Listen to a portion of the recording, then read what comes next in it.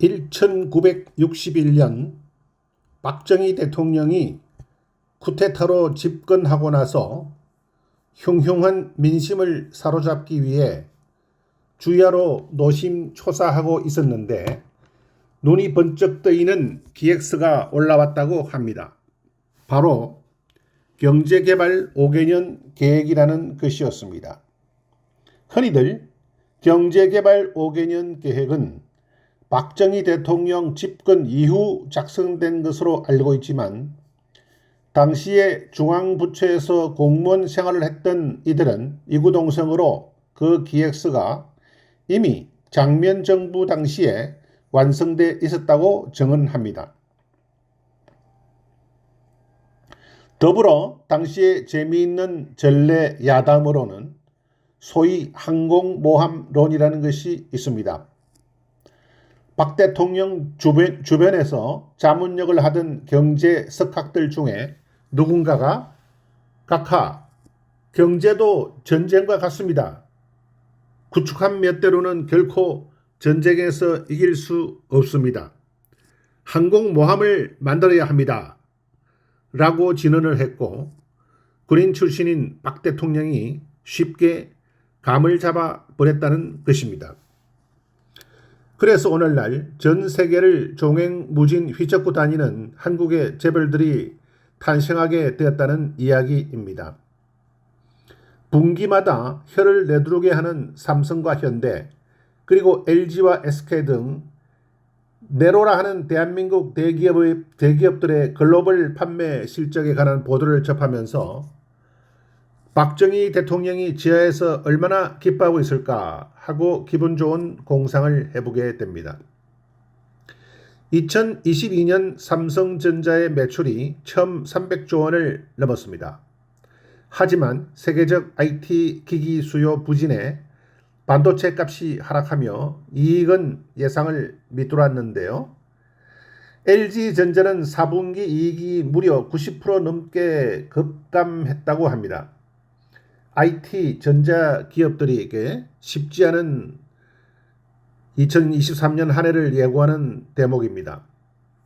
공급 과잉에 메모리 반도체 값이 급락하며 시장 예상보다 이익이 더 준 건데 올해 상반기에도 반도체 업황 부진은 계속될 것으로 전문가들은 전망합니다.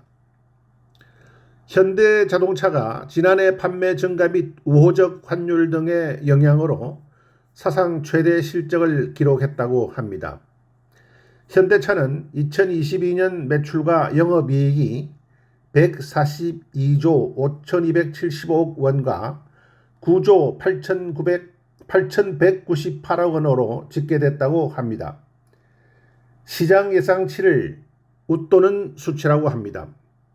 현대차는 지난해 글로벌 시장에서 394만 2,925대의 자동차를 판매했다고 합니다. 항공모함은 왜 무서울까요? F-18 호넷 전투기들이 80대나 있고 EA-6 브라울러, E-2C 조기 경보기, SH-60C 호크 등 함재기들이 많기 때문입니다. 일단 EA-6 브라울러기로 적의 전파 신호를 방해하여 적을 교란시키고 E-2C 조기 경보기를 발진시켜 적의 정보를 실시간으로 받으며 80여 대의 F-18 호넷기가 JDAM, 암람 같은 첨단 무기들을 장착하고 돌아다닌다는데 당연히 무섭겠지요. 특히 4대의 E-2C와 기타 브라울러기들은 우리나라에서는 구경도 못할 고급 병기들입니다. 거기에다가 항공모함을 보호하는 기타 함선들이 엄청나죠. 전쟁이 나면 약 20초 내지 30초마다 전투기들을 띄울 수 있습니다. 항공모함 한 척이 적군들에게 주는 심리적인 압박은 어마어마할 것입니다. 항공모함을 호위하는 원자력 공격 잠수함, 군수 지원함, 강습 상륙함, 지원함, 초계함, 호위함, 이지스함, 방공구축함 등 항공모함 전단 풀 세트가 움직인다면 그야말로 공포의 대상이 될 것입니다. 일설에 의하면 미국 항공모함 전단 한 개로 북한 해군 전체를 수장시킬 수 있다고도 합니다. 2014년 12월 왕십리 CGV에서 아들과 함께 윤재균 감독의 국제시장을 감상했습니다. 가장 평범한 아버지의 가장 위대한 이야기라는 부제가 붙어있는 영화였습니다.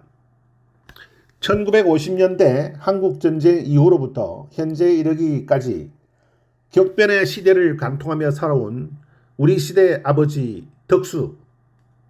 그는 하고 싶은 것과 되고 싶은 것이 많았지만 평생 단 한 번도 자신을 위해 살아본 적이 없습니다. 괜찮다 웃어 보이고 다행이다 눈물 훔치며 힘들었던 그때 그 시절, 오직 가족을 위해 굳세게 살아온 우리들의 아버지 이야기입니다. 1950년 12월 흥남부두에서 헤어진 막순이를 찾아내는 이산가족 상봉 장면에서는 저도 모르게 그만 눈물이 흘러내렸고 호주머니에서 손수건을 꺼내 흐르는 눈물을 닦아내고 말았습니다. 이 세상에는 희망만한 명약이 없다고 합니다. 아마도 내일은 더 나아질 것이라는 기대보다 약효가 강한 자극제나 강장제는 없을 것입니다. 꿈꾸지 않는 사람은 아무것도 얻을 수 없으며 오직 꿈꾸는 자만이 비상할 수 있다고 합니다. 꿈을 꾸면 목표가 생기고 목표를 잘게 나누면 계획이 되고 계획을 하나씩 실행하면 꿈은 이루어진다고 합니다. 불가능하다고 입증되기 전까지는 모든 것이 가능하다고 합니다. 그리고 불가능한 것도 현재 불가능한 것일 뿐입니다. 할 수 있다고 생각하는 사람도 옳고 할 수 없다고 생각하는 사람도 옳습니다. 생각하는 대로 되기 때문입니다. 그렇습니다. 불가능은 사실이 아니며 단지 하나의 견해일 뿐입니다. 쉽게 달성할 수 없는 도전적 목표야말로 동기를 부여하고 에너지를 불러일으키는 촉매가 된다고 합니다. 화가 이름은 몰라도 누구나 한눈에 알아보는 작품이 있습니다. 버락 오바마 미국 전 대통령의 초상화 포스터도 그중 하나입니다.